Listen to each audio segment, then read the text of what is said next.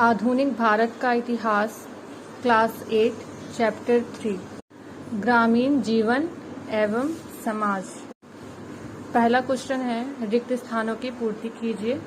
East India company को बंगाल की दीवानी कब मिली थी? तो ईस्ट इंडिया कंपनी को बंगाल की दीवानी 12 अगस्त 1765 में मिली।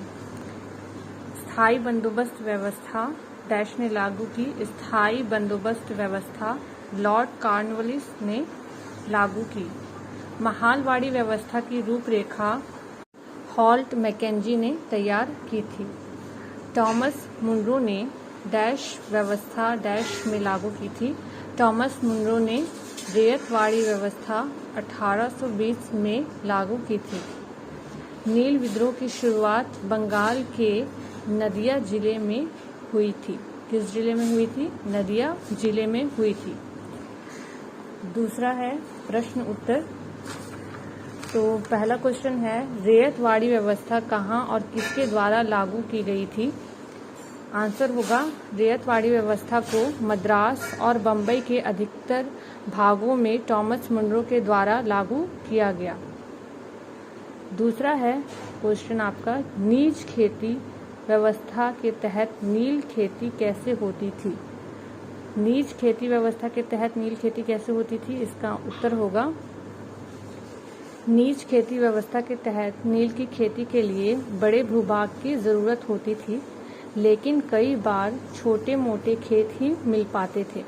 ऐसा क्यों होता था? क्योंकि नील की खेती हमेशा उपजाऊ भूखंड में ही होती थी। तो पहले ही से बहुत सारे उपजाऊ जो क्षेत्र होते थे, वहाँ पहले ही जमींदार का कब्जा था या बहुत जनसंख्या रहती थी।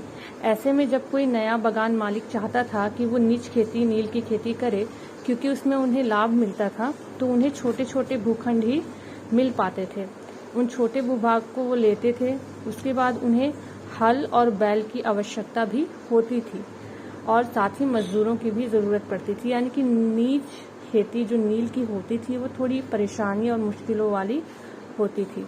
दूसरा क्वेश्चन के बाद हम तीसरा देखेंगे, बगान मालिक और किसानों के बीच होने वाले अनुबंध में क्या शर्तें रहती थी? रैयती व्यवस्था के तहत रैयतों को बगान मालिक के साथ अनुबंध करना पड़ता था, जिसमें यदि रैयत नील की खेती के लिए तैयार होता तो उन्हें कम ब्याज पर कर्ज मिल जाता था।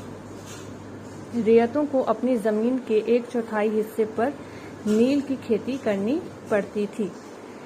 यानी कि बगान मालिक और किसान के बीच एक समझौता हम कह सकते हैं।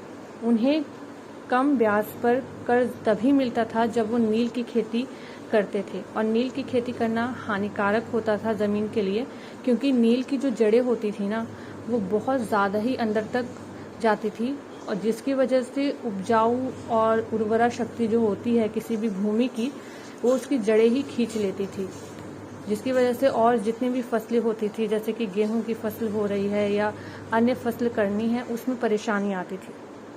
लेकिन किसान को मजबूरी में इस अनुबंध की शर्तों को मानना पड़ता था। अब हम चौथा देख लेते हैं, रैयतवाड़ी व्यवस्था दक्षिण भारत में क्यों शुरू किया गया था? रैयतवाड़ी व्यवस्था दक्षिण भारत में इसलिए शुरू की गई क्योंकि इन क्षेत्रों में बड़े जमींदार नहीं थे, जिससे कर सीधा रैयत यानी भूधारक से ही लेते थे। देखिए, रैयतवाड़ी व्यवस्था में खुद में ही रैयत आ रहा है। रैयत शब्द का मतलब आप किसान लगा सकते हो। तो इसमें कोई जमींदार नहीं होता था, कोई बिचौलिया नहीं होता था। यहाँ डायरेक्ट जो कर लिया जाता था वो किसान से यानी कि भूधारक से लिया जाता था। यूरोपीय बाजारों में भारतीय नील की मांग क्यों थी? कपड़ों की रंगाई के लिए यूरोप में ज़्यादातर भारतीय नील का ही प्रयोग होता था। यह अच्छी गुणवत्ता वाला तथा कपड़ों में चमक लाता था। यूरोप के लोग भारतीय नील से रंगे कपड़े पहनना पसंद करते थे, इसलिए इसकी मांग थी।